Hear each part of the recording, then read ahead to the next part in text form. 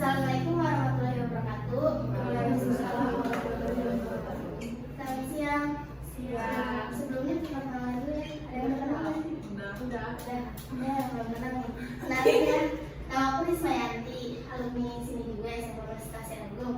Sekarang kuliah di Akpor Husada Karya Jaya di Sunter. Nah, tujuan aku di sini tuh mau sosialisasi tentang pendidikan anti korupsi di seluruh dosen anti korupsi ke sekolahan SMK-nya masing-masing. Di sini udah nggak awam ya tentang korupsi. Terdengar nggak sih korupsi apa?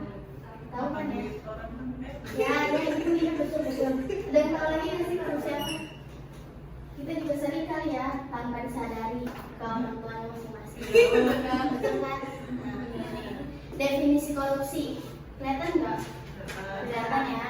Korupsi dari bahasa Latin itu corruptio atau corruptus yang bisa diartikan kebusukan, keburukan, kebejatan, ketidakjujuran, dapat disuap, tidak bermoral, penyimpangan dari kesucian. Itu yang jelek-jelek itu namanya korupsi ya.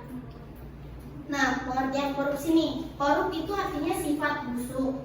Sifat busuk yang suka menerima uang suap, sogok, dan memakai kekuasaan untuk kepentingan sendiri.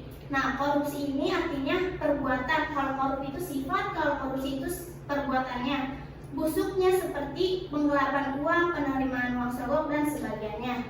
Nah, kalau koruptor itu sebutan dari orang yang melakukan korupsi tersebut.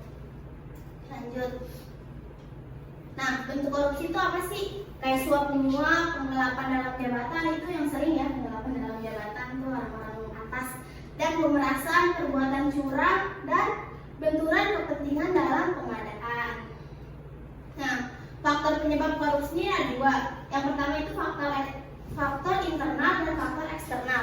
Kalau faktor internal itu penyebabnya datang dari diri sendiri, yaitu sifat tamak manusia, moral yang tidak kuat, penghasilan yang tidak merasa cukup atau kurang bersyukur ya dia dalam ininya, kebutuhan hidup yang mendesak, gaya hidup yang konsumtif. Nah, yang kedua itu faktor eksternal. Kalau faktor eksternal itu penyebab datangnya dari luar atau kondisi lingkungan atau circle-nya. Contohnya politik, hukum, ekonomi, dan birokrasi, dan organisasi. Itu tuh memicu datangnya sifat-sifat korupsi.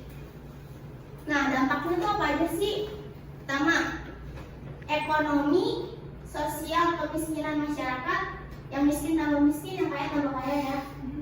Nah, birokrasi pemerintah, politik dan demokrasi, penegakan hukum. Keenam itu pertahanan dan keamanan. Yang ketujuh itu ada kerusakan lingkungan. Lanjut. Nah, nilai-nilai anti korupsi ini yang pertama ada kejujuran. Jadi biar terhindar dari korupsi itu harus jujur, lurus hati, tidak berbohong, dan tidak curang. Yang kedua ada kepedulian, memperhatikan dan menghiraukan, saling peduli. Yang ketiga ada kemandirian, tidak bergantung pada orang lain. Yang keempat itu ada kedisiplinan, patuh terhadap peraturan. Yang kelima tanggung jawab, menyelesaikan masalah dan menerima konsekuensi yang telah diperbuat. Nah, ada kerja keras dilakukan dengan adanya kemauan sendiri. Yang ketujuh ada kesederhanaan, dibiasakan untuk hidup tidak boros, hidup sesuai kemampuan dan kebutuhan. Yang kedelapan itu ada keberanian, tetap berpegang teguh pada tujuan. Yang kesembilan itu ada keadilan, sama berat, tidak memihak, yang tidak pilih kasih maksudnya. Nah, strategi apa sih yang udah pernah dicoba untuk penanggulangan korupsi, yang bisa memberantas korupsi? Itu ada banyak ya. Yang pertama itu ada pembentukan anti korupsi, yaitu KPK, udah pada tahu kan ya KPK.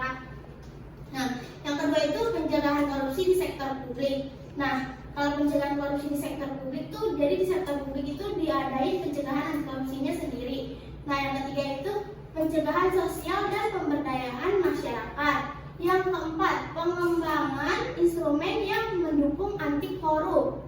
Yang kelima itu monitoring dan evaluasi. Dan yang keenam itu kerjasama internasional. Tapi korupsi di Indonesia ini sudah membudaya sejak dulu, sebelum, dan sesudah kemerdekaan di era Orde Lama, Orde Baru, dan berlanjut sampai hingga era reformasi ini kan.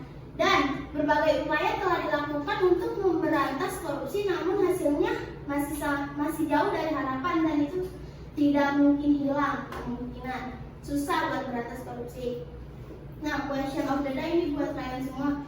Selamat datang generasi muda anti korupsi. Indonesia akan lebih baik jika tanpa korupsi. Oke. Terima kasih. Ada yang mau bertanya nggak dari penjelasan aku tadi? Enggak. Jelas apa enggak? Aku kecepatan. Ya, sekian presentasi sosialisasi anti korupsi dari saya. Kurang lebihnya mohon maaf karena saya juga masih semester 1 ya. Jadi terima kasih buat waktunya. Terima kasih, tadinya mau pulang kan ya. Terima kasih ya udah nyempetin buat dengerin ocehan-ocehan ini. Terima